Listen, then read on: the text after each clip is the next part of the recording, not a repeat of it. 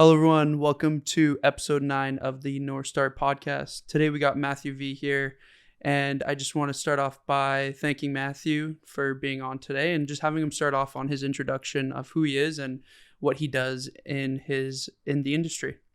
Boo. Well, you have such horrible taste in guests that you don't Oh, come on. I mean, I won't say it to the other guests. I mean, starting now, it's a downward trend for sure. But yeah, my name is Mathew V. I am a singer, songwriter, party clown. There's a price for everything. Wow.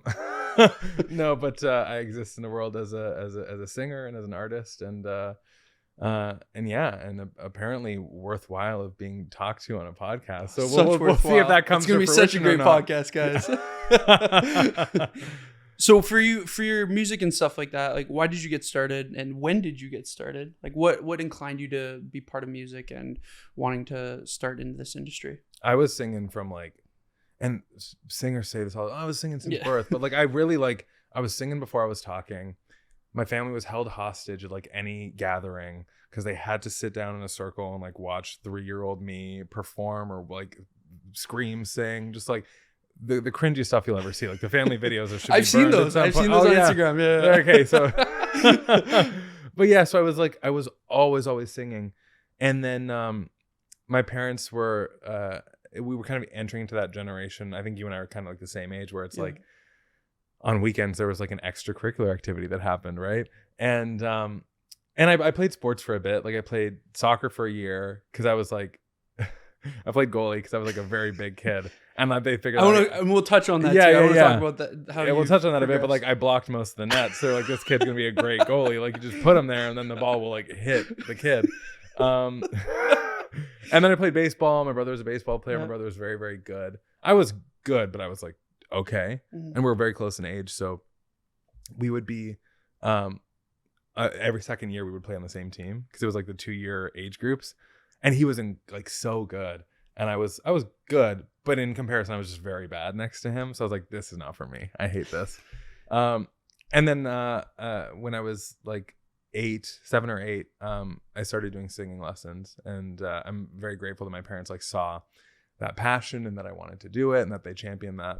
And from there, it was just the ball started rolling and continued to go. And I think that I put a lot of my personality and my identity into the fact that I was a singer. I think now, if I wasn't doing this, I would have there would be a soul searching situation that I'd have to figure out who I am outside of that.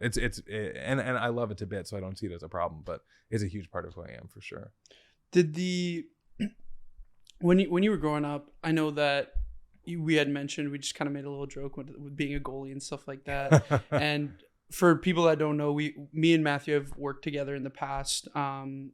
Do you find that what has changed for you with singing and your childhood and things getting in shape, doing things like weightlifting, has that really helped your career?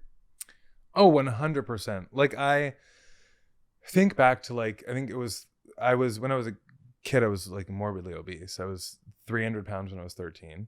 And I always had a slow metabolism. Remember the doctors told my parents when I was 4 that I was always going to have to watch what I ate. And when I was 4, I was taller than my brother who was 5. When I lost my baby teeth when I was 6 or 7. I in grade 1 was taller than all the teachers. I was just always there was a hormonal problem for sure, because I was always just growing at an exponential rate, vertically and horizontally. And I ate the same things that my brother ate. I wouldn't say that I ate grew up eating this super unhealthy lifestyle. I had the same things my brother ate. We played the same sports. And when I was 13, I was 300 pounds. He was 14. He was 140. You know what I mean? And so, and I wasn't sneaking food. I wasn't hiding snacks or doing something on the side. I remember it was and kids are horrible. If you're kids are horrible. And so when you're a big kid, you get absolutely teased. I was a big kid. I was a feminine kid and I sang. So it was a holy trinity of not doing being the bee's knees at school. And I remember being just really confused and upset that why my life had to be this way. I was and also 12, like up until 13 years old, like even at 13 years old, like you don't know that you can like make choices for yourself. Like you don't know the fundamental, like that weight loss is a thing, that like all I knew was like, go get active. And I was like, I'm playing sports. I go to gym. Like, I don't know. I walk to school. Yeah, you don't know what. I don't know what else I could be thing. doing at this point. And then I remember it was the time of like The Biggest Loser was the TV show that was on. The infamous Biggest Loser. And I was watching, and I was like, oh, like they're all just like eating fruits and vegetables and like eating way less than they used to, and they're just like running all the time. I was like, okay, like I was like, maybe that's something that I can do to get me out of the situation, with like absolutely no information as to what that would be. And I remember, oh, here was the turning point. I went to an eye doctor, and my eye doctor was out. So there was like a fill-in eye doctor. And the eye doctor was like, hey, you're a big kid. Have you thought about losing weight? And I was so embarrassed. I was so embarrassed that like... That's like odd too, to just be like... It was super odd and like out of the blue. But I think like most adults would like skate around. Like they wouldn't discuss it. You know what I mean? They didn't want to be rude. Although it probably was like a little bit rude to say that to this kid that's in your office. Like I remember I was so embarrassed that like that was the first thing that this person thought of me. I was here for like an eye appointment, and that they were like, have you thought about exercising? I'm like, hey, I do exercise. Like, but I was so embarrassed that I was just seen as like this slob to this person. And I was like, hey, I don't know what I'm going to do, but I'm going to do something to like get out of this situation. And I remember I went home that day and I was like, okay, I'm going to just like eat fruits and vegetables to like the extent that I can. I knew that whole wheat bread was better than white bread. So I was like, hey, let me just like eat better than I was before. Let's just start somewhere. To whatever the 13-year-old knowledge of that was. Yeah, exactly. Yeah. And then I started walking. And I remember like, because I wasn't going to be running at 300 pounds at 13 years old. But I remember I would go, it was summer, and I would walk and I'd bring my water bottle. I remember like there were 2 times that first summer, like people rolled their windows down and laughed at me.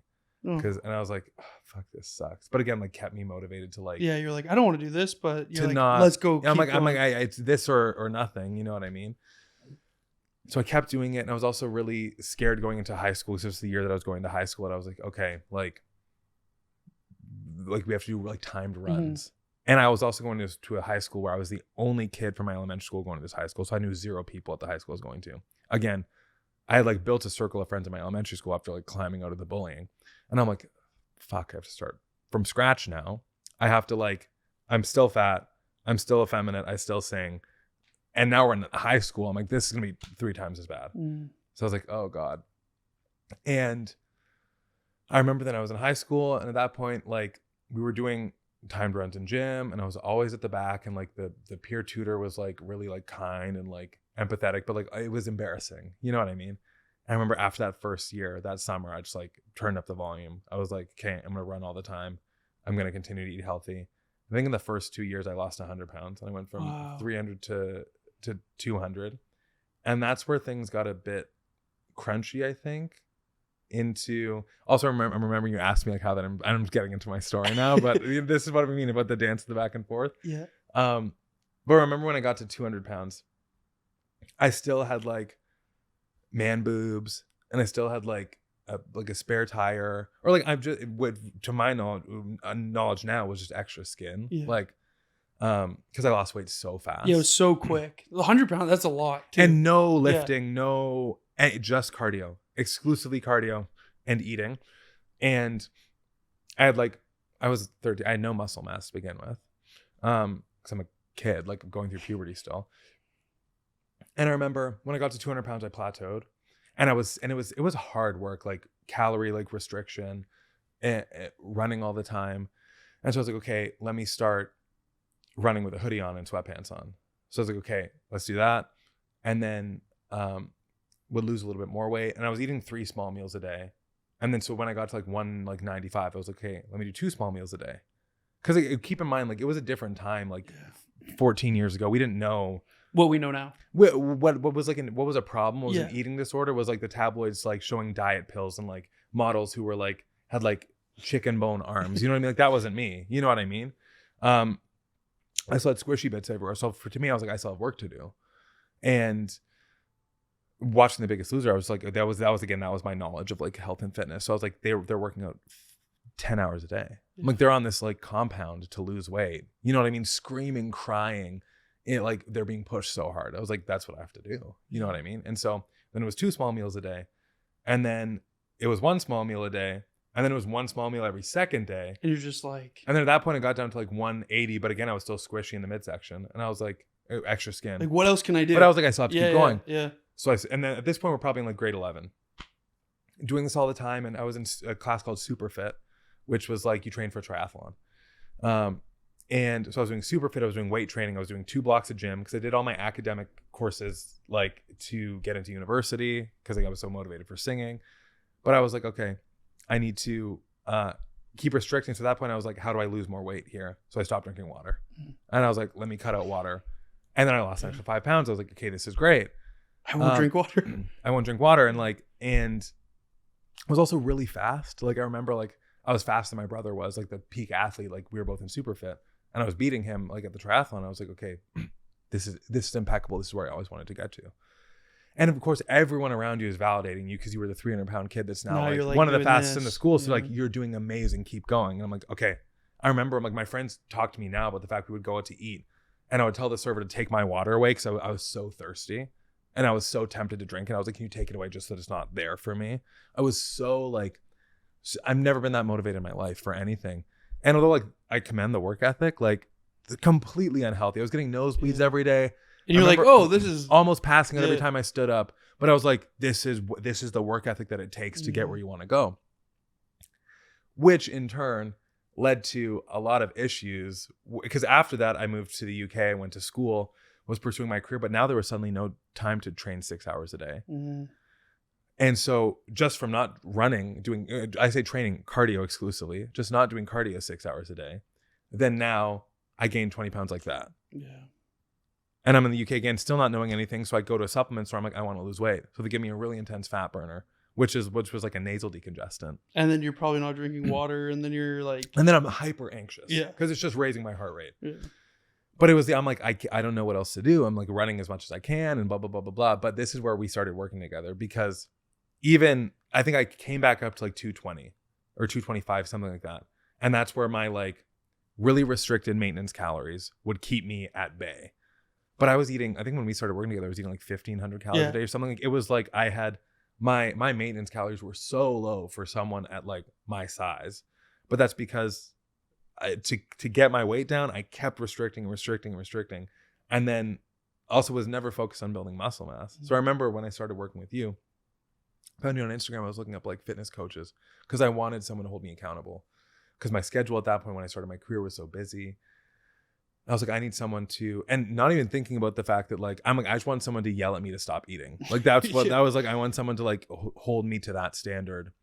Because I don't care what people think as much as I did when I was in high school that kept me from drinking water and eating bad food. You know what I mean? I'm like, now I'm just like, I am who I am. If you like it, you like it. If you don't, you don't. But I wanted to be better for myself. I was like, I need someone to hold me accountable to that. And I wanted someone that like looked like one of like the kids in high school that like I would have been like trying to like impress. So I'm gonna like hold myself to that standard because you're like a baseball kid, you know what I mean? Like that's my vision of you at that moment. I was like, okay, this will be good because I'm gonna like not want to impress like I'm gonna not want to let down the baseball kid, you know what I mean? And so we started working together, and you were like, we need to like restructure your pivot of thinking on this, which was, I remember it was a huge turn for me to be like, okay, I'm not just running every day, like I'm gonna gain weight, like I'm eating more. I was like, no. Like that's. I remember we talked a lot about this, about like it was a huge thing for me because I was like so ingrained in like my learning was like I just restrict. And you're like, we're gonna eat more, and I was like, I don't. Did you hear my goals? I was like, no, I don't want to gain weight. I'd like to lose weight, please, thank you. You're like, we're gonna eat more. And I feel like I did trust you. I'm like, we had the conversation. I'm like, if I'm going to do it, I'm going to do it. I'm not going to like hire this guy and then just like ignore what he's saying. Like that's a waste of money. And you got me lifting. And I remember like, and it was the first time I'd even like been shown the concept of like body recomposition. Yeah, it was crazy. Your recomp was like crazy. It was so cool to see. And I like really enjoyed it. Like I enjoyed feeling strong. You know what I mean? And I enjoyed feeling like powerful and like going to the gym and like, because that was such a daunting thing that like wasn't for me, you know, and it was for all like these like bros. And I was just like always on the treadmill, like dripping as much as I could. So I'm like, yes, mass is leaving my body. But we never ran in our I don't run anymore at all. I remember once you said, it was like, you were like running long term is like not great for your knees. And like, you know, like incline walking is great. Like get as many steps. Ooh, we had a step goal. Yeah. I was like, done and dust. I love walking. Like I walk everywhere. You throw in headphones, answer an email, take a phone call. Like walking is great. But not just doing intense cardio was such a pivot for me. And yeah, I remember, and then the body recomp happened. But we'll probably get in further into our journey. However, to answer your original question, oh my God, you're never gonna have me back on this podcast. To answer your original question, like I remember if I wouldn't have made that, if I might have not went to that eye doctor, you know what I mean? I don't think that I would have the career that I have today. Yeah. Because, and this is my own biases that I'm bringing in, and the world has done a lot of changes and a lot of pivoting. But when I entered the industry, and also I was 300 pounds at 13. What was it going to be? 350, 400 pounds. I do not see a reality where I was healthy enough, or that the world would have welcomed me with open arms if I was 400 pounds entering into the industry. And I'm not saying that's how it should be, but I feel pretty confident on the fact that that's not where the industry was at that time to like welcome me with open arms. And I think that I've just been able to like live a life that much more resembles the life that I want, because I did, you know, work hard. And although it wasn't the healthiest way to do it, I played with the cards that were in my hand at that time. And it pointed me in the direction to be where I am now. You know what I mean? I'm so happy that I came to see you to pivot my structure, and like I can eat so much more at maintenance now just because like my muscle mass is significantly higher. I never understood that concept. And so, although again, like, would I wish again to have like nosebleeds from not drinking water or eating and running 7 days a week? No, but that's what I knew at the time. And it was a part of my journey to getting where I am now. And it was a way that did get the initial weight off for me. You know what I mean? And I think that it was a huge learning curve. But also one of the things that led me into music was that like when I was so overweight, and like the only thing that was like a good aspect about me socially was like, oh, he's a good singer. And so I put so much of my self-worth, your identity into like, whether I'm fat, ugly, people don't like me, I'm like, they can't say that I'm not good at this. And I'm going to use this. I'm going to show them all that like I can do something that they can't. And I can like, I can do something with my life that's important. And I think I've like stripped that down a bit as I've gotten older. But for so long, it was like, this is my only thing. If I don't have this, I have nothing. Because this is the only thing that they can't come for me for. You know what I mean? So, yeah, I think that was a lot of like the long-winded answer there. No, it sounds like the adversity that you had gone through has made you very successful now, right? Like, you know, being able to go through those hard times and being able to have those, you know, maybe people doubt you or you feel like you're doubting yourself, but to push past that. And I think that's the biggest piece is like you started. Yeah. You try, even though you might have not known the best things, you tried to start. And that's what I always try to tell people is like, just start, right? Are you going to get it right the first time? Probably not. No. Yeah. It's not always going to be understandable. You're not always going to have it like on point, and you're not always going to be like knowing exactly what you have to do. But the big thing is that you started. And I think that really shows the commitment as well to when you had the opportunity to start working with me is like, you had the habits already there, and habits of like, okay, I know I want to get healthier. I know I want to like work ethic was there. Yeah. It was just the application now. How do we apply all the things that we hear, but how do we apply it properly to make it more successful? And I want to bounce off that because I really want to hear now, how has that changed your schedule as an artist, where before you were saying like, I didn't have 6 hours to do cardio now. Like, how has that changed now? Because I can imagine it's probably a lot more flexible. It's probably a lot easier to maintain a physique like this now that you've been able to switch, right? Well, I mean, keep in mind, like, I'm not bodybuilding, right? So so when, from my physique, I'm sure you all think that I am. It's an amazing physique over here. But I'll throw some shirtless pictures. Yeah, of him on it. chiseled for the gods, of course.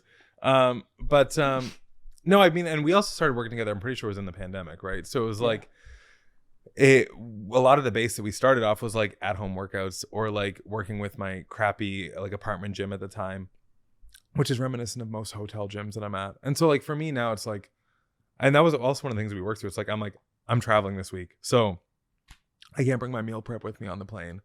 I'm like, and you just kind of taught me like the base of like what like a macro balanced meal looked like, and whether I was going out to eat, because there was a lot of like eating out with my schedule, whether it was meetings or this. It was like, it wasn't like I could just be at home 7 days a week with my Tupperware, and it was the same thing over and over again. I'm like, well, I'm in Toronto this week, or I'm doing this week, or I have meetings all week this week, or I'm in the studio from 8 until 8 p.m. You know what I mean? It's like, and we have a business lunch in between. So am I going to bring a Tupperware to that, or am I going to like have to what's realistic, right? You know, and what's realistic long term? You know what I mean? And so I think that a lot of how we started working was what my real life looks like anyways. And for me to be able to like pivot a workout if I'm traveling or like and working in a hotel gym, or if I'm on tour and like there's no gym available, it's like, okay, well, there's a few bodyweight things that I can do. I can at least hit a step goal.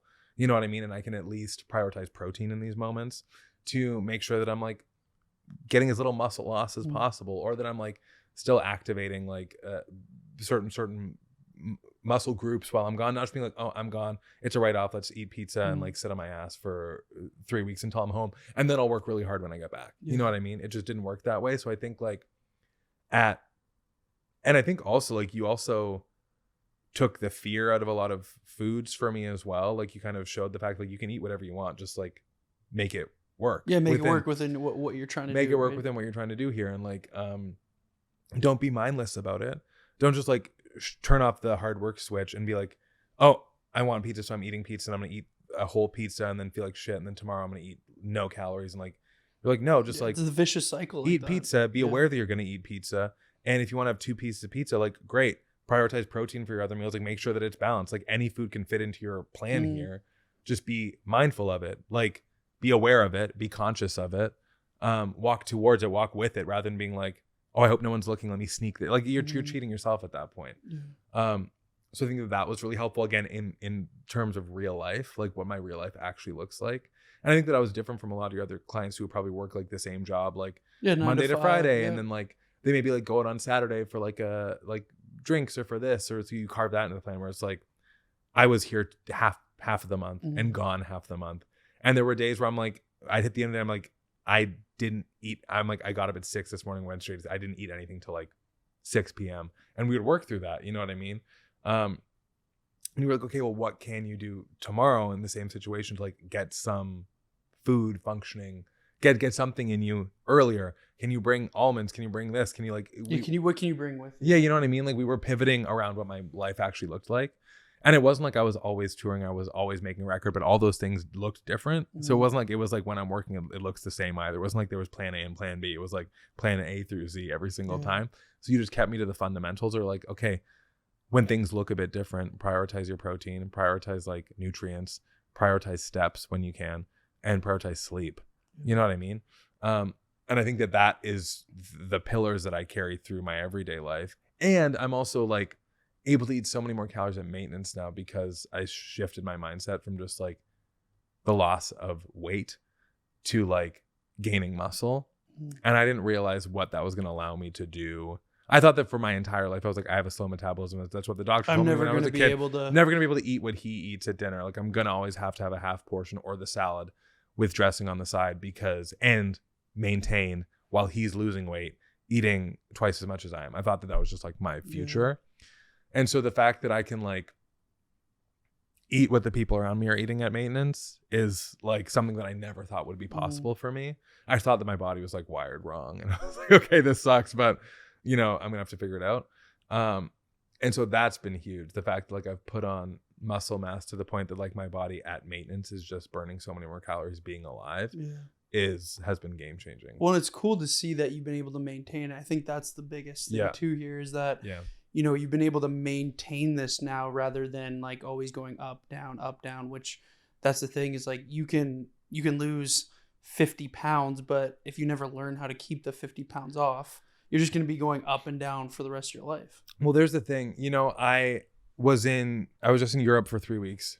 And again, keep in mind, like when I lived in London for a year, like I gained like probably like 30 pounds. I mean, in the first few weeks, I gained like 30 pounds because it was like, that's you started drinking water. Exactly. Yeah. That's where I was at that time. And I was just in Europe for 3 weeks. And old me would have brought a scale with me. Like I would have packed a scale. Because it was that weight versus like, it wasn't the weight and fat. It yes. was like just weight. It was just weight. Yes. And old me, even think about that now. Like old me, when I toured, I would bring a scale so I could weigh myself in the morning and at night. And when I weighed myself in the morning, if it was something that I didn't like, I'd be like, okay, I'm not eating until tonight because that number, if I don't eat, then that number will go down. Mm-hmm. And it was just based exclusively on the number, just on weight. But I was in Europe for 3 weeks. Really, best of luck finding like protein rich meals, like all throughout Italy. Like it's just carbs left, right, and center. But getting a lot of steps, and prioritizing protein whenever I could. But I came home from like probably the most like mindless I'll say that I've been about eating in a very long time. With keep in mind, mindless. My mindless now is like has way the core, different. Has the core fundamentals yes. of like what I prioritize in eating. I have no interest in going and eating like a pasta, pizza, like carb only meal. You know, I just don't even look at that like at a meal that way. However, I came home and I think I gained like a pound. You know what I mean? From like probably water retention on the plane home. Yeah. You know, like my body is just like keeps at homeostasis in a much more controlled way now than it ever did. Probably less stressful too, man. Oh my God, it's like not having to like wake up every morning being like, can I eat or can I not eat? You know what I mean? Like that's not even a question anymore. You know what I mean? So that's been huge. It's been super huge. I also wanted to ask you too. It's because I kind of said like my story about like being a kid, but we have a really similar story in that regard. Do. Like, what was your turning point? What was it like in like playing sports as a bigger kid? You know what I mean? Because like I played sports as a big kid, but that wasn't my thing. You know what I mean? And I got out of there like at the first like left turn exit that I could. So it's like that was your thing. You know what I mean? Like. And you had to exist in that space being a bigger kid. And you also like, you clearly had a turning point. Look at you here right now. You know what I mean? So like, what does that look like for you? Well, I think the big thing that it stands out to me is when you had mentioned your turning point, because I can relate, but I think a lot of people can relate to that turning point, right? Like we all have that moment where it's like, mine was very similar to you where it was like, there was one day, I remember I stood in front of the mirror. It was August 16th, 2017. Wow. And I have that picture still. I took the picture and I was like, it's done. I'm done doing whatever I've been doing. Yeah. It's like, it's a time for a change. And since that point, like I haven't done it right every time. Like I've done things too where like, you know, I could probably consider it. I wasn't ever diagnosed with an eating disorder, but there's definitely things that mirrored it. Yeah. For sure. 100%. If you want to look at the symptoms, they line up with, 100%. And yes, it was, for me, it was something that I definitely didn't always know what I was doing, but you were playing with the cards that you were, you were playing with the information that you had. You made the best choice for yourself, knowing what you knew at that time. Yeah. And I never gave up. Right. And I think that's the thing for what I try to vocalize to people is that the only time you really fail is when you fully give up. Yeah. Like when you completely are like, whatever. I'm not do it all I'm throwing anymore. In the towel. Yeah. Yeah. I'm not going to try it all.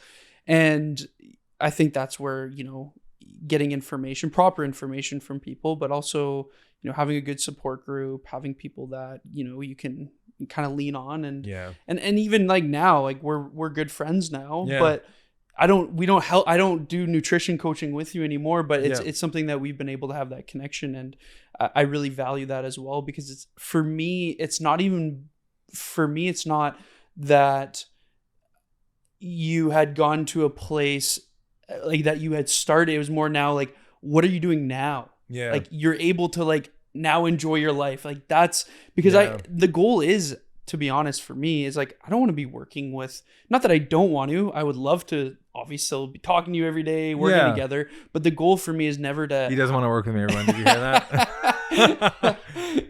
It's to get you to a point where you can do it by yourself. Yeah. Right. That's the whole point of it. Yeah. Right. If I was like, I kind of like held back on some things just because I wanted to keep coaching you and doing those things, it's like, that doesn't actually really help you. Yeah. Right. Long term. So. And I mean, here's the thing too. It's like, we would be having a different conversation if like tomorrow I was like, okay, I want to get absolutely shredded Yeah, for X, exactly. Y, and Z. You know what I mean? Like then we're suddenly talking about a new plan here. But like, although you're not like, again, coaching me every day from like that like check-in perspective, like the fundamentals that I use in my everyday life are the coaching that you gave me. You know what I mean? So like technically, you're still carrying through. Again, if tomorrow I wake up and I'm like, I need to be absolutely shredded, then we're working together again, because I need to pivot what this looks like now to get to that. But in terms of like what my normal lifestyle looks like and the quality of life that I have, like that's what's been set up for me, and that's what I came to you looking for. You know what I mean?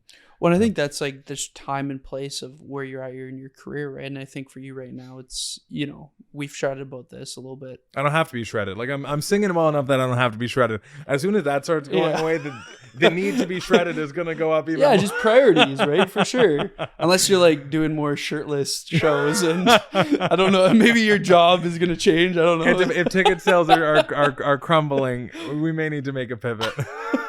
then maybe start working more. But I think right now too, just sounds like you're in a good place, which I'm happy to hear. I appreciate that, because it's something that, you know, now you can take for the rest. It's not just a 2-year thing. It's like your whole life.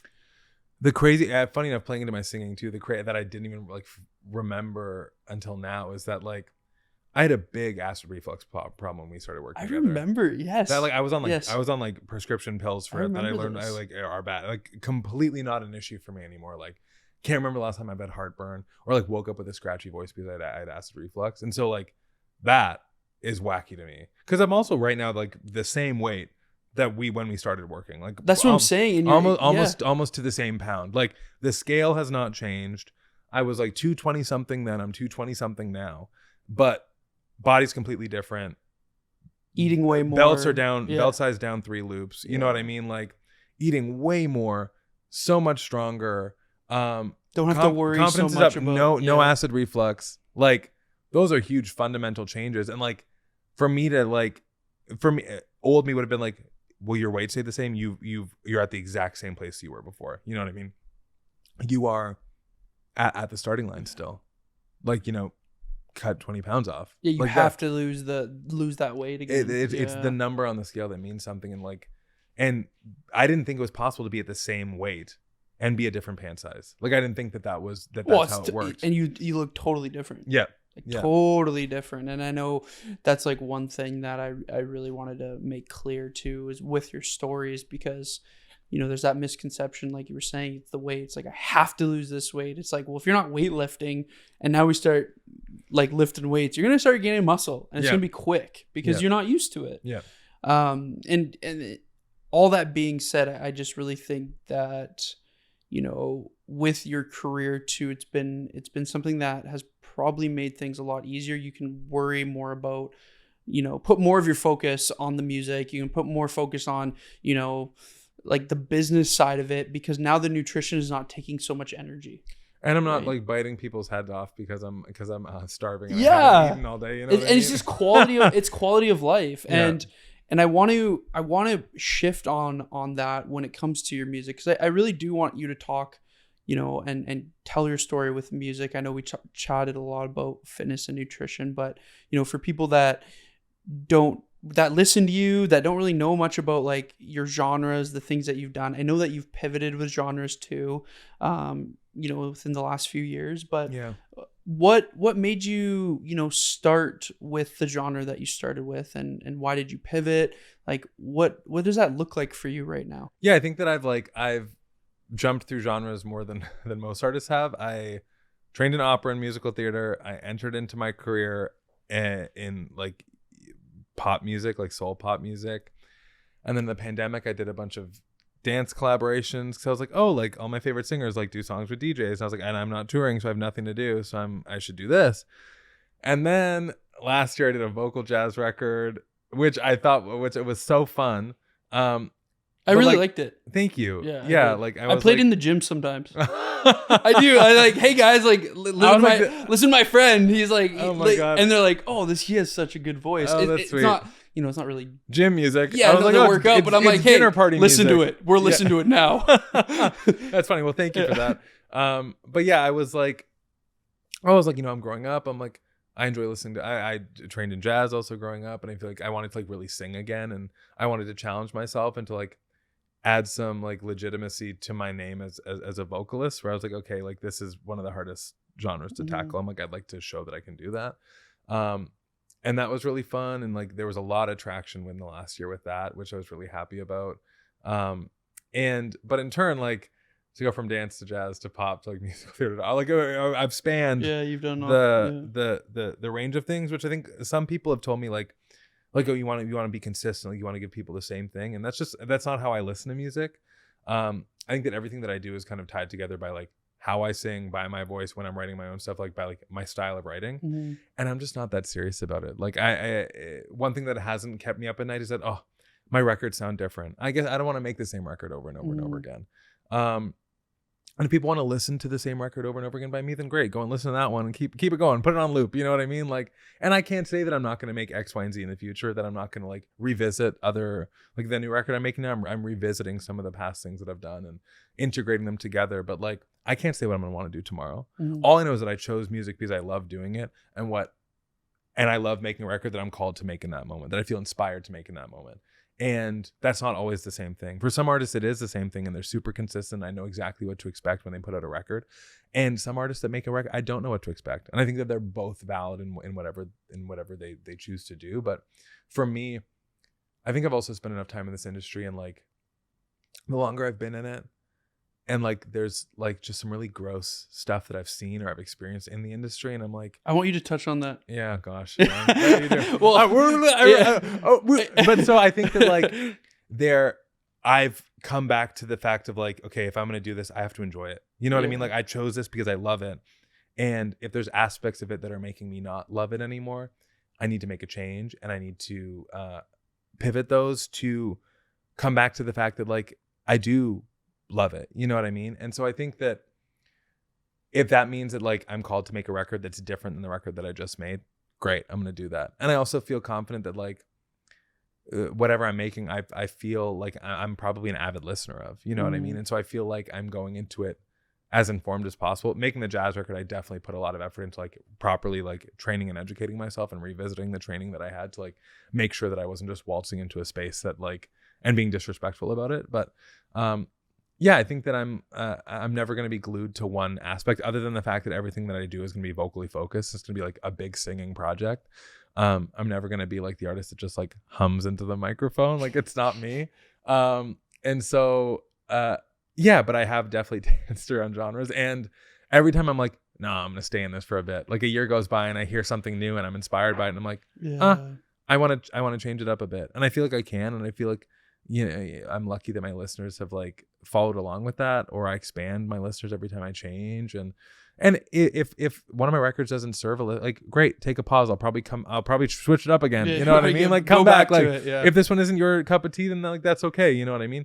But everyone has a dinner party. You know what I mean? And most people have or go to a dinner party. You need a dinner party record. So I think that's what the last one was. But yeah, I've definitely like changed it up for sure. What I do want to touch back on some of the things as an artist, because now, you know, you've been to the Junos, you've been to big events, you've done like, what are some things that they didn't tell you that that you've seen now and maybe had to pivot and start to understand? Because, you know, I also really value you as a person, not just as an artist. Just like I really think you're a good person, right? And I appreciate that. You know, and I don't think that, not that I'm saying that not every artist but you know, I think sometimes the fame or the accolades and all those things really get to someone, and I feel like you're very humble about it as well, and that's something that I really thought was really cool as I got to know you. But what is something that, you know, that they didn't really, you were never told and you had to learn, and the hard things that are being an artist? Yeah. Well, I appreciate you gassing me up. And I'm like, those are all honesty things. No, I appreciate that. And I feel like people watching be like, he's answering that and he thinks he's famous. Oh my God, stop this, man. But I think like, I'm happy that I've like definitely like achieved goals that like I've wanted to achieve in my career. And like, I'm happy that I've been able to like do it full time for as long as I have. And I think that, what I wasn't prepared for when I got into the industry is like, I see lots of artists may feel different about this as well if they have different circumstances, but I see the music business as like 70% business and 30% music. Like and it depends on like how you've structured your business as well. But like, especially starting in the Canadian market, where it's like you're not starting in the US, like you're starting in a secondary market to begin with. It's like there's a lot of like strategy that goes into this industry. And if you're not Beyonce or Taylor Swift, like sometimes you have to conjure that strategy for yourself. Like, and what I learned is like no one anywhere is going to care about my art or what I'm doing or my career as much as I do. For sure. And so for me to set the expectation for other people to do everything when they're not buying a house off of their portion of what I'm doing, you know what I mean? And so if that's not happening yet, then it's like, okay, I need to be the driving force of my career always. And I also want to learn as much as I can. So I'm involved in every conversation. So I'm not unaware of what's happening. But in turn, I found moments throughout my career, I'm like, I'm not like, the music is none of it. I'm like, I'm just a business person at this moment. I'm like, I'm just answering emails or building strategy or making phone calls, or I'm like, I'm just, you're not just an artist. I'm not, the moments where I felt like I wasn't an artist at all. Yeah. And I think it's also an interesting industry where like human beings are products and there's vested interest in those products. So it's like, I think that a lot of what I saw and I also started this at 19 years old. So it's like, there's a lot of that creates murky water, I think, when the vested interest for something to like expand or to grow is like actually like a human being. Like you are the product.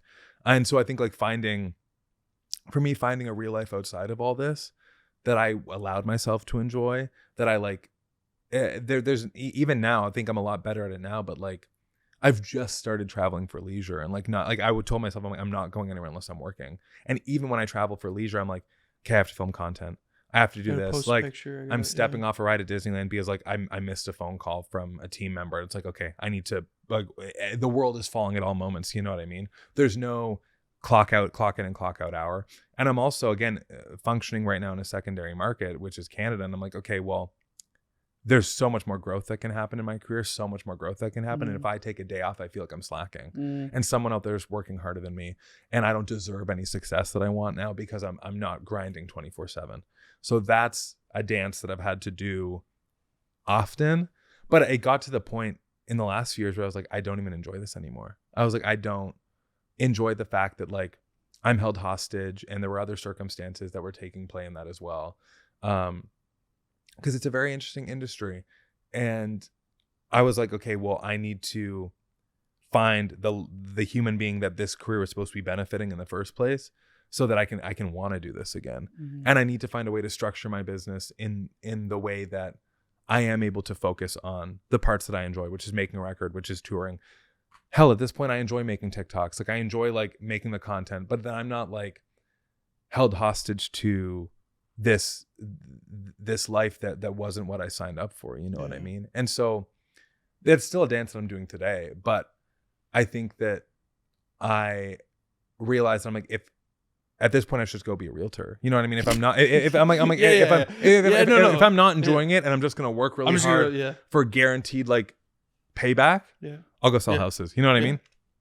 And so I had to really like look at what I enjoyed about this, why I got into it in the first place. And I think that there's been a lot of change in my career in the last year, but I think that it's been necessary for me to come back to the parts that I really enjoy about this. So I think you'd be a great realtor. You give him a little. So the square footage of this is. So what you're saying is I should throw in the towel music. You're like. I really liked how you worded this, because it also shows, you know, I think when we see quote unquote like, you know, musicians or actors or all, we think that that's all they're doing. Right? Like there's so much more behind the scenes to it. And from the sounds of it, like I can see why that passion can kind of, the flame can be not there anymore, just because it's like, it probably a lot of times is doing things that you didn't expect that you were going to do. You probably, I'm going to guess, and just like me, getting into fitness or any industry, I thought I was just going to be training people all day. Like that's all. Like, and that's probably too. Like, and now we're just making TikToks. Yeah. Like for you probably it was like, I'm going to sing. Like that's all. I'm going to show up. I'm going to sing, and that's what I'm going to do. I think a lot of artists, even they're like, oh, all we have to do is make TikToks now. Like we didn't sign up to be content creators, and I feel that way as well. However, I enjoy the TikToks. Like at least I get to sing. You know what I mean? I'm like, at least I'm singing. Like I'm connecting with new audiences. Like, and I've been very lucky that like we have had a lot of like social growth from doing that. So, but I enjoy that. Like to me, that's even part of the work. Like however I'm conjuring and strategizing how to get a video doing well, or how to. I just get to sing. You know what I mean? Like I really love, and you only have 30 seconds. So you got to like sing the best you ever can. I really enjoy that part. I think and some other artists may not even have to think about the business. Like maybe I'm just not that good, so I have to strategize so much. But I think that like for me, it was having to be like this strategical like thinker 24/7 about like what's on the periphery of my career, and like what can we do in 2 years from now, and like can I get strategic about this, and like you know what, let me just, and I'm also like a control freak, so it's like, okay, you know what, let me just conjure the email myself. Like let me write up all the emails myself and then ask for other people. Like it was this whole thing that I was like, okay, this is not good for me, whether I like it or not. I was like, this is robbing me from like the happiness in this at this moment. It's just like the strategical mindset for tactical success at all moments. I'm gonna get that. And then I started thinking about like, okay, well, should I not make this type of record? Should I make this type of record? Even though I don't want to, like maybe that'll do better at this. And then I'm like, okay, now I'm taking away the parts that I like by moment to survive in the atmosphere that I'm in. And that's where I had to check myself and be like, you know what? I think I need to just do what I'm doing, and hopefully that what I want to be doing and what I love doing, and hopefully like that comes through from the fact that I'm passionate about it. And I think that's why like the last record resonated in the way that it did. I'm hoping so. And I think like, I'm just like, when I'm having like fun in my little videos, like it's because I'm having fun. Yeah, I think it's true, authentic. You're being yourself. You know what I mean? Like like, and I think it's also like the buildup of not feeling like the music was the part that I was doing. That like when I would finally get to like do a TikTok day or like film videos, I was like, oh, at least I get to sing today. You know what I mean? I'm like, this is great. And so I think that came through in the videos, and that resonated with an audience. So like that also was like a tip of the hat to me, that I'm like, okay, Matt, do the parts you enjoy here, and like, and really lean into those. Allow yourself to rest and heal so you can fully give yourself to that. And then trust your team and trust the people that you work with to like handle the rest of it. And I think that trust has been a huge thing as well, that I'm hoping will kind of like grow this next section for me. But yeah, I'm feeling it's been a learning curve for sure. It wasn't what I envisioned the music industry was going to be when I got into it. But as in life and as an adult life, like you have to see things for what they are. Be like, okay, like I can't kick rocks and be like, I want the circumstance to be different. It's either I see it for what it is. This is what I'm either accepting or turning down. You know, is this worth it to me, or is it not? And if not, can I restructure it? If not, I see the music industry for what it is now, and I ask myself, are you willing to play that game? If so, focus on the parts that you enjoy and see the rest with context as a game that you're playing. But don't let that drive the steering wheel and you're like, you succumb to this game 24/7. And so I think that I've accepted the music industry for what I've seen it being. For what it is. Yeah. And I'm like, okay, I will play this game with context, knowing that that's just like this success ladder that we're climbing. But in the meantime, like that's a game that I'm playing on the side. What actually fulfills me is just like doing what I love to do in this space. So I think that's been. Well, you sound like you have boundaries to an extent. I'm working on it. Yeah, but to an extent to where like trying to stay true to yourself. So much more than I had before. Yeah. Without trying to, I guess from the sounds of it, get caught in that, like get caught in the industry and get caught in what maybe the negatives it can bring with you, and steering away from your true authentic self. And I can imagine how hard that can be.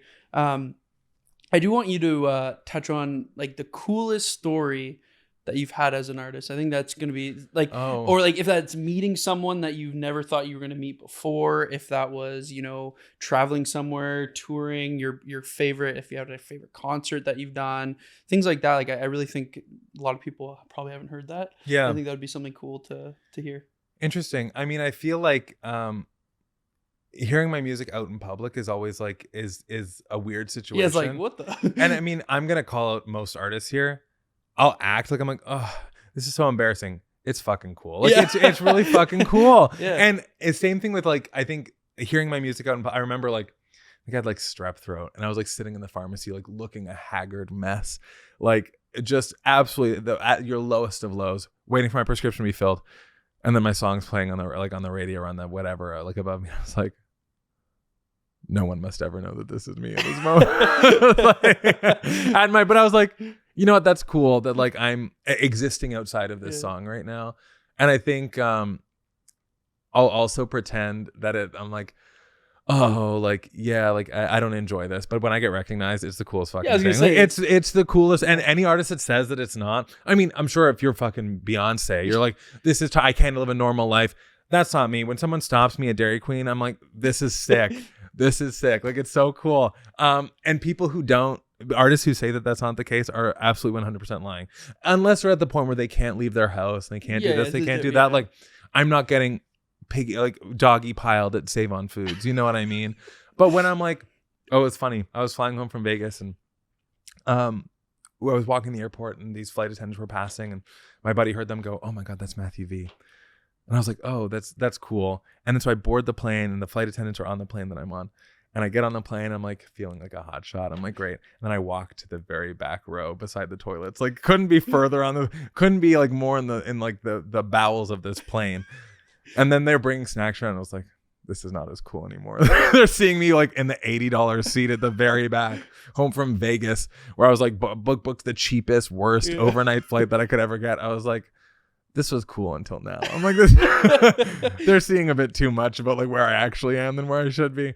But it's still very cool in those moments, and like being able to like meet artists or be around artists or like have like artists that I respect that like know what I'm doing or know of my music is a cool moment. So I think like imposter syndrome is a real thing, and like I definitely could be so much further in my career and could have so much more accolades, and I'm working on chipping away at those. But I also want to look back at the fact that like, no, like I've done some cool things as well. And although it's not like world domination at this point, like it's when other people find it cool, like I have to allow that to be like, to remind me, it's like, okay, no, like I've done a few things that younger me would have thought is cool now. So yeah, there's been like reminders for sure. I want to touch on a little bit of your family as well, like growing up and how that was for you growing up doing music. We chat about obviously losing weight, things like that, but how was that with your family and how did that change as you grew up? I mean, I feel like I didn't come from a very like musical family at all. Like I would consider us to be like a sports household. And like my brother was a Div 1 athlete, like again very good at baseball, and we're very close in age. I'm feel super lucky that like my parents were willing to like that they saw a passion in music for me and they were willing to like chase that down. Like I definitely would not be where I am now or have a career in music if they wouldn't have like fostered that from a young age. So I'm super grateful for that aspect. And they've just been like very supportive parents. Like when I like decided that I wanted to do music full time and it was like, okay, like I want to save up money so I can like prepare myself to do that. Like they let me live at home for as long as I needed to like save up money so that I could like give myself like this cushion of, I don't know, the music industry does not give you a steady paycheck. There's no salary, you know what I mean? Yeah. So I was like, you got to produce it yourself in a way. You know what I mean? I'm like, I need, I'm definitely not like a Nepo baby that had like everything provided for me, but my parents were like providing like support, you know what I mean? Like they allowed me to like, again, stay at home where I could save up money so that I could, when I decided I wanted to do it full time, there was no going back. I knew once I left serving, I was like, I'm not going back to this. So I was like, if I have a bad year, a bad 2 years, I need to be able to like bunker down and get through this. Because what I'm not going to do is like get the ball rolling and then suddenly be doing 5 nights a week at the restaurant. Like I can't go back to this. I have to be able to be smart with money and have enough that if there's a rainy month or a rainy 2 months or a rainy year that like I'm going to be okay. And so I'm happy that I had that mindset as well, because I think that was fundamental in being able to get the snowball rolling and being able to like do it. I'm like, you guys need me to tour for 2 months and make no money? Great, I'll do it. You know what I mean? Like to be able to get the snowball rolling like was a fundamental aspect. And my parents have always cheered me on and like been willing to assist in that. And one thing, I mean, even back to like the initial story about me like losing weight, like people now, again, through the lens of what we know now in 2024, people are like, oh, like your parents weren't concerned about like the fact that you like weren't eating and like you weren't doing this and you weren't doing that. It's like hindsight is 2020. The Biggest Loser was the peak of like weight loss information. Like we were watching those shows, cheering people on, you know what I mean? Like, and also I was smart enough to like hide when I was like I was high. Like my mom packed me a lunch. I didn't eat it. You know what I mean? Like, and what they saw was like their son who was unhealthy, that's now faster than their super athlete brother. So you know they what I just mean? thought you were healthier. Every sign was that like, we're so proud of you. You're doing amazing. You know what I mean? Which is what the world was telling me at that time. And so like, and I was very good at like hiding the fact of like, although like even like birthday dinners, I'd be like, nah, like I don't feel like I'm doing this right now. But again, like they saw it working, you know what I mean? Like I lost a lot of weight. I was no longer pre-diabetic. I was like fast as fuck, boy. Like I was really fast. And so like all the signs were pointing to the fact that like he's really healthy right now. You know what I mean? And to the end where I kept restricting, like then I ran into an issue with myself. But again, you have the information that you have at that time. Nutrition and like health and what a healthy body looks like is so much different now than it was 7 years ago, 10 years ago. You know what I mean? And so I think that then kudos to them. Like they were super supportive and like whatever I was like, I need this in the house. I need this not in the house. Like it's too tempting to have this around. Like they were willing to help me with that as well. It's different too, because I did this all like 13, 14, 15 years old. It's not like I'm doing it now as an adult. You know what I mean? So it was, I think that they were super supportive of both my brother and I, as different as we are. My brother and I are like salt and pepper, like oil and water. I won't say oil and vinegar, but that's salad dressing. Those go really well together. We won't talk about tossing in salads. That's part 2. That's the next one. Yeah.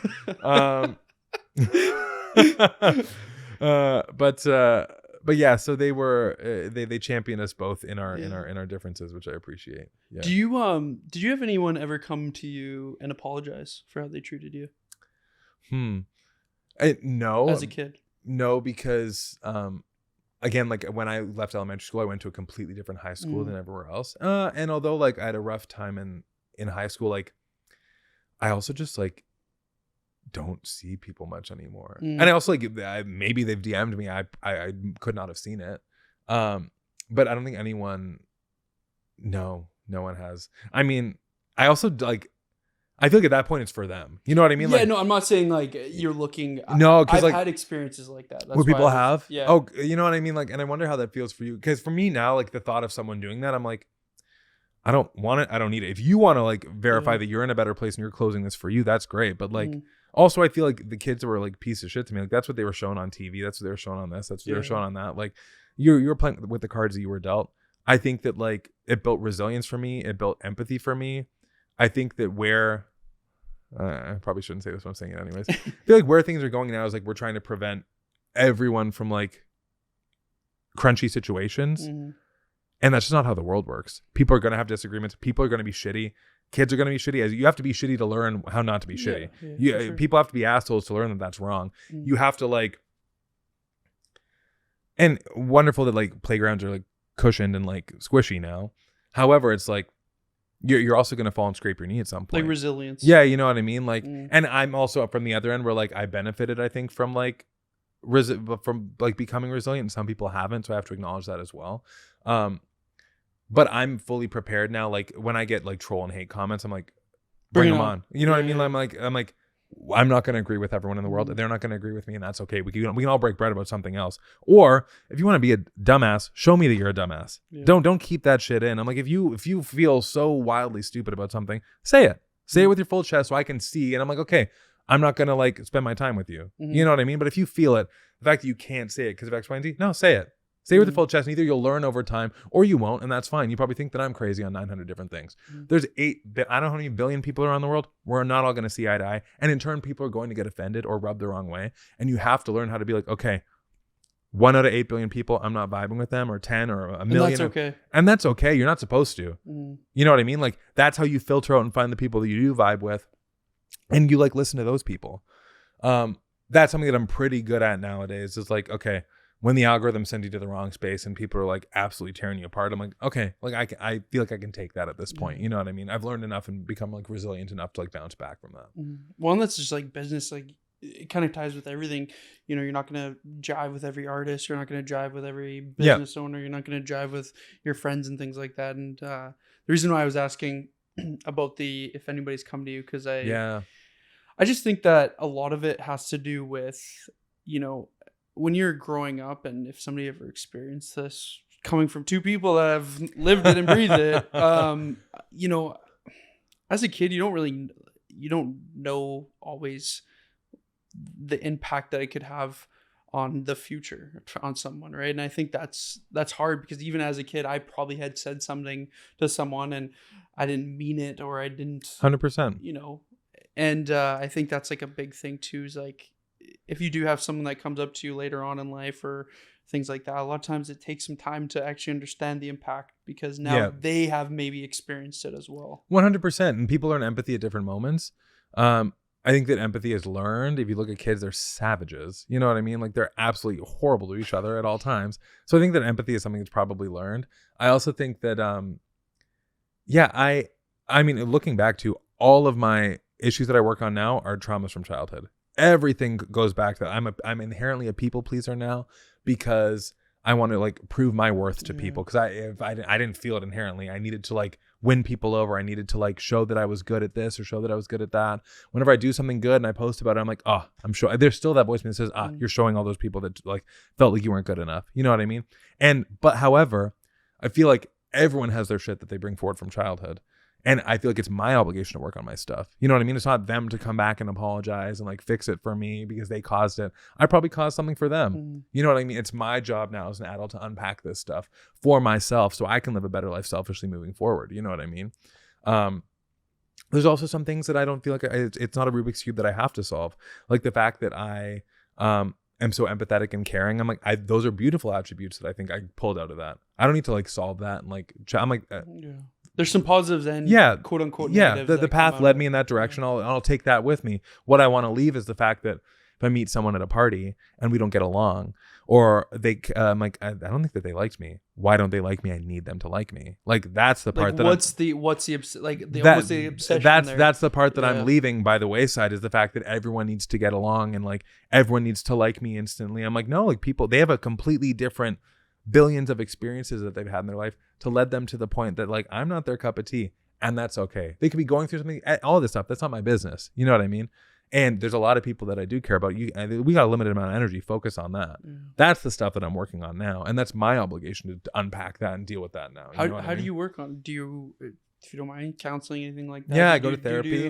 What's your take on that? I go to therapy, but it's kind of, I just sit and I talk. If you can't tell, like it's like, and it's helpful to hear it out loud. I feel like when you're living with these thoughts in your head, it's like they feel really believable, and you say it out loud and you're like, when I say it out loud, it's like there's a friend sitting here talking to me. I can, like, if my friend tells me their issues, I feel like I can unpack that so much easier than my own stuff, because I'm just living with it in here. And when it's driving the driver's seat and I'm in the passenger seat, it feels really believable. However, when I say it out loud, I can hear it as if someone's talking to me, and I'm like, actually, that sounds kind of fucking nuts. You know what I mean? I'm like, that doesn't sound believable. Like, once you say it out loud. Yeah, you know what I mean? I'm like, actually, that if someone told me that, I'd be like, absolutely not. You know what I mean? So therapy is helpful for me because I can say it out loud. I'm not just living with this, like these movies and these pictures in my head. I can just like voice what's going on and be like, that doesn't sound like something that I have to co-sign. And then we work through it together. But I think I've become more and more self-aware. I'm someone who's very like analytical, And so if I'm a certain way that I don't like I try to break that down and solve that problem in the same way that I do with business. That's why it takes so much of a toll on me, is I'm like, if there's a problem in my career, like I will stay up till 4 a.m. every night solving that problem. You know what I mean?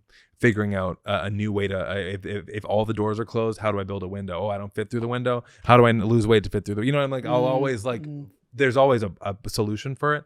So if there's something in my life that I'm not vibing with, I'm like, okay, how do I solve that problem? And in turn, I think that I'm self-aware, very self-aware, almost too self-aware. I'm self-aware that I've been yapping the whole time here, you know what I mean? That I don't stop talking. However, I'm telling myself, you're on a podcast, maybe he wants you to talk. You know what I mean? Like, it's always analyzing.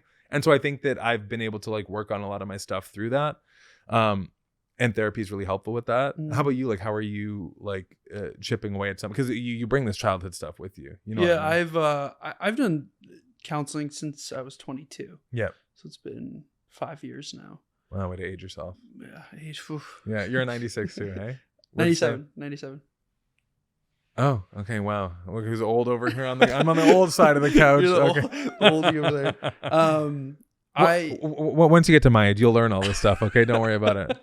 Yeah, I got 1 year to learn it all. You've been doing counseling since 22. Yeah, and I know that that's a lot earlier than when most people start. I think that's also something that, see, I'm around people that are sometimes triple my age, double my age, 10 years older than me. I have a variety of different people I talk to. Yeah.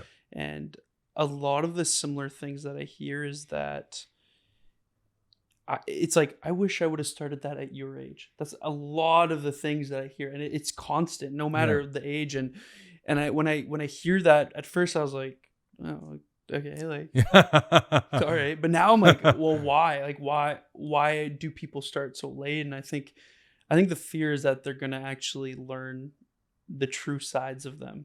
But also look at the information that we had 10 years ago. You know what I mean? Yes. Like a mental health. I didn't hear about mental health in high school.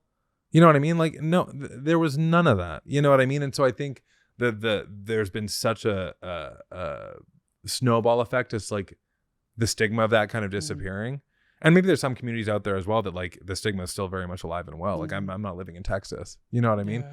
But in a place like Vancouver, you know what I mean? Like mental health check-ins are happening all the time with relationships, friendships. Like, are you doing okay? Like mental health days at work. Like that conversation was not happening when we were in high school. No. If I'm like, oh, my friend's having a sad day, how do I cheer them up?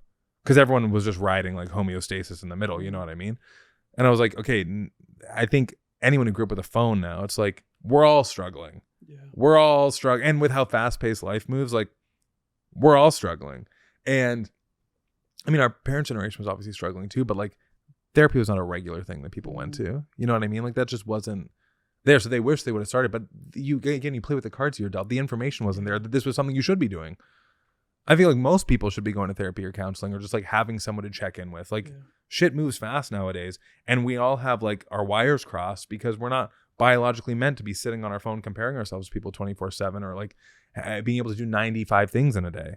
Yeah, and I think we go in extremes, right? It's like we don't talk about it, or we're all in, and you have to be happy every single day. Yeah, and I think that's an unrealistic expectation too. Well, and I think that's the thing too. It's like, you know, I think as a society, especially nowadays, is like, how do we make everyone happy? Yeah, like all the time. It's like give every like participation trophies to everyone, and this, and it's just like, you know, real world stuff. You're not always going to be happy every single day. It doesn't mean that, you know, people aren't always going to agree with you. People aren't always going to like you, and like people are going to have differing opinions than you. Well, and you're going to quote unquote not always win. Yeah.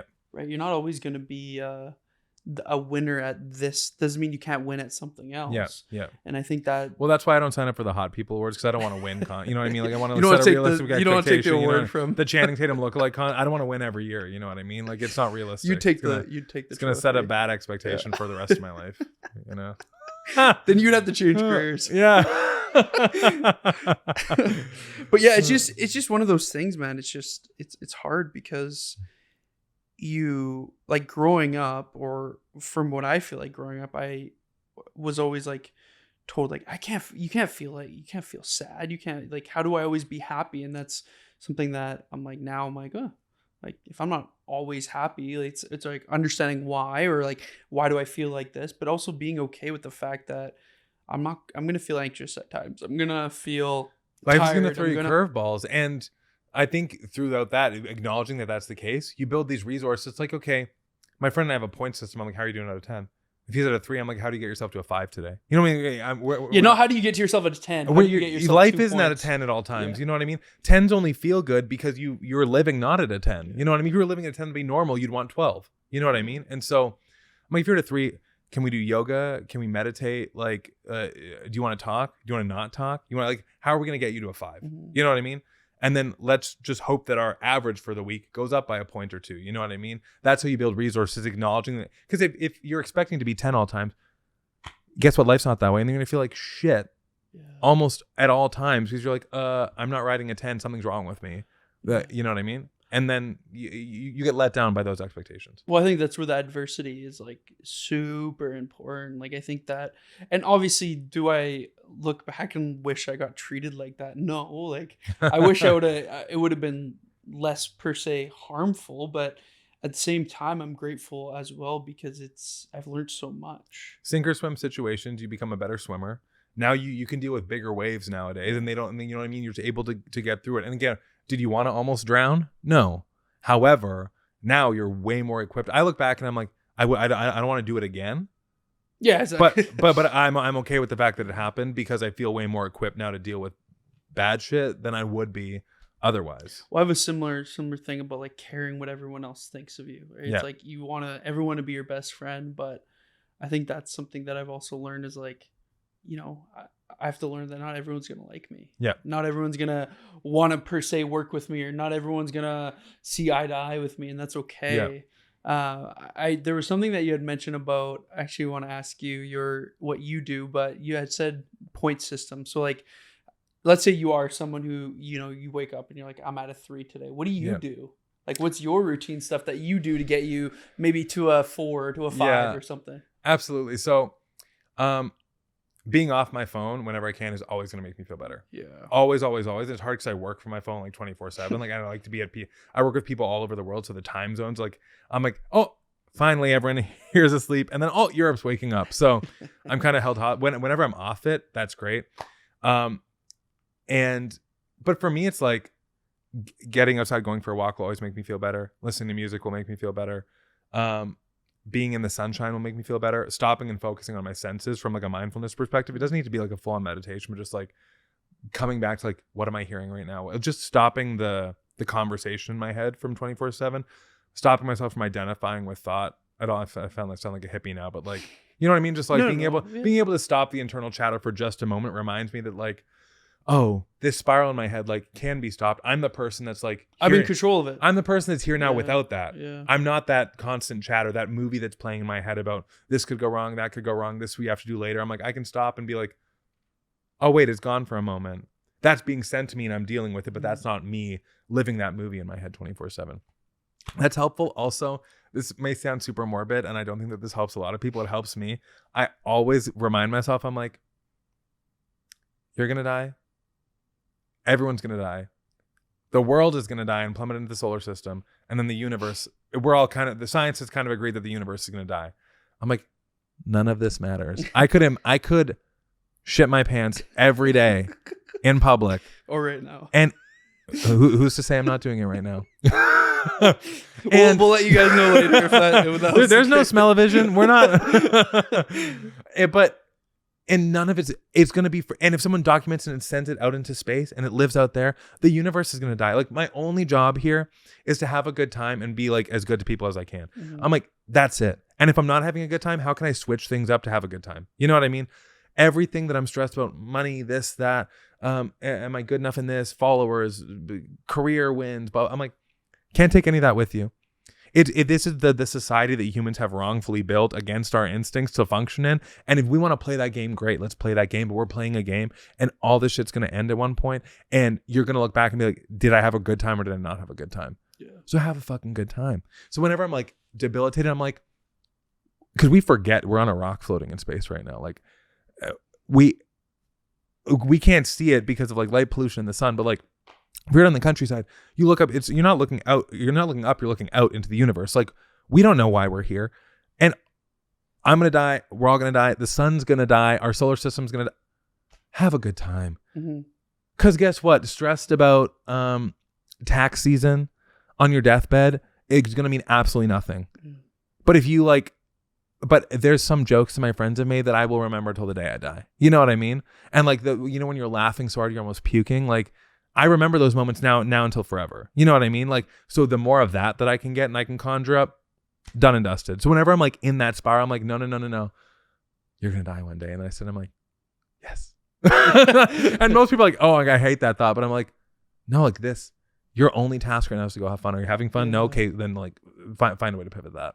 Well, I like the analogy you used about, the chatter, because I kind of think of it as like you have a remote control. Yeah. Right. And you're at any point you're allowed to pause it. You're allowed to play it. You're allowed to stop it. You're allowed to fast forward it. Yeah. You're allowed to rewind it, and you have that controller all the time. And it's funny because sometimes when you're in it, all of a sudden you're just like, what the heck just happened? Like, it's almost like you go in this like twilight zone. Like, you didn't even know it was happening.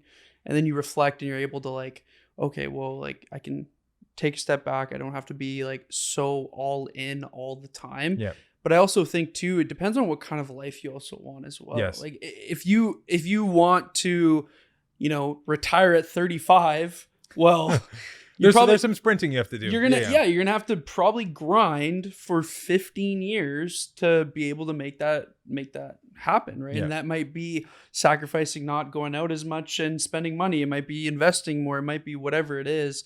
And marrying rich. Yeah.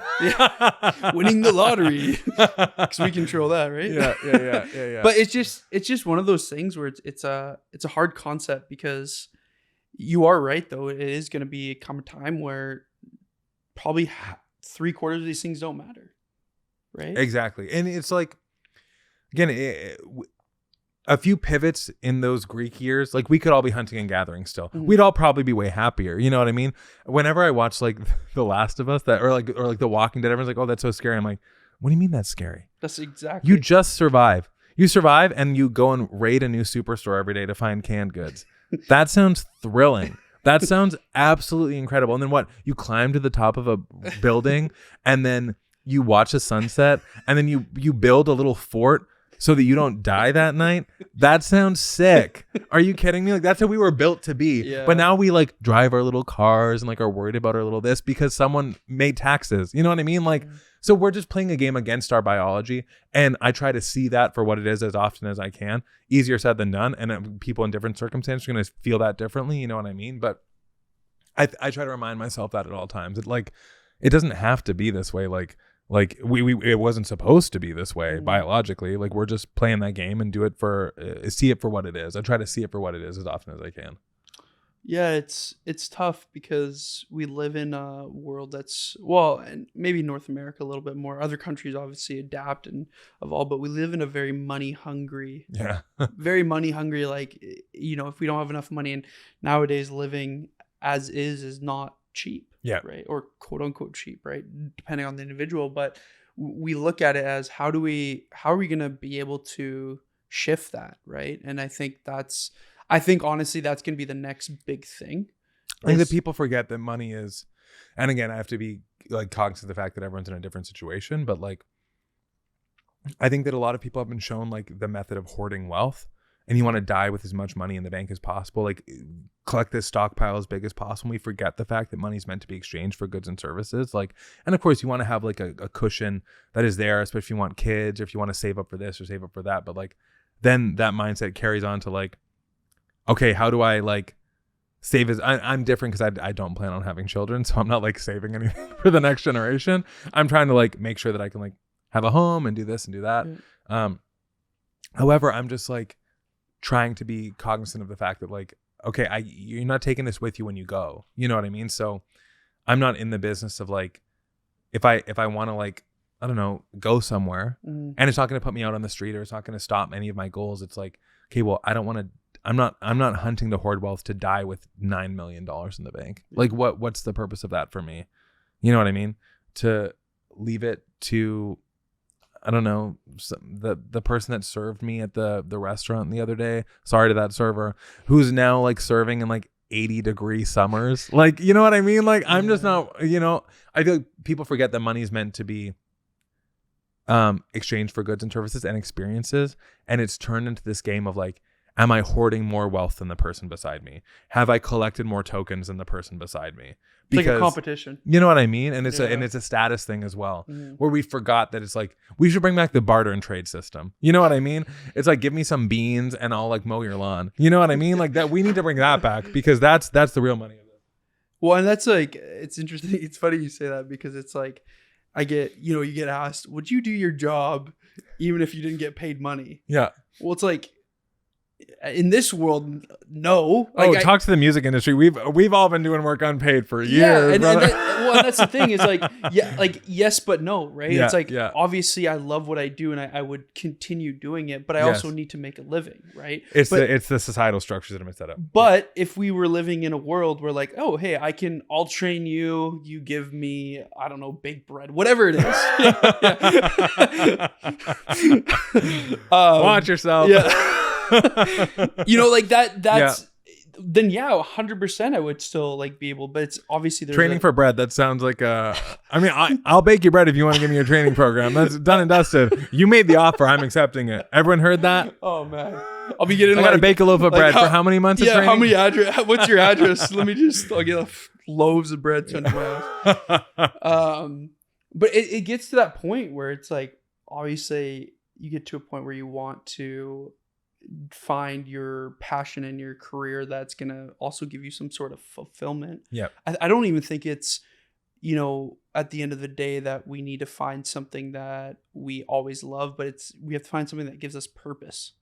Right. Absolutely. Because it seems like, and it sounds like, you know, for you and what you've been also understanding is like, it wasn't what I thought it was, but I still can do something towards each day to like build myself as a person or build myself as a musician or and to focus on the parts of it that I do love and like lean into those more.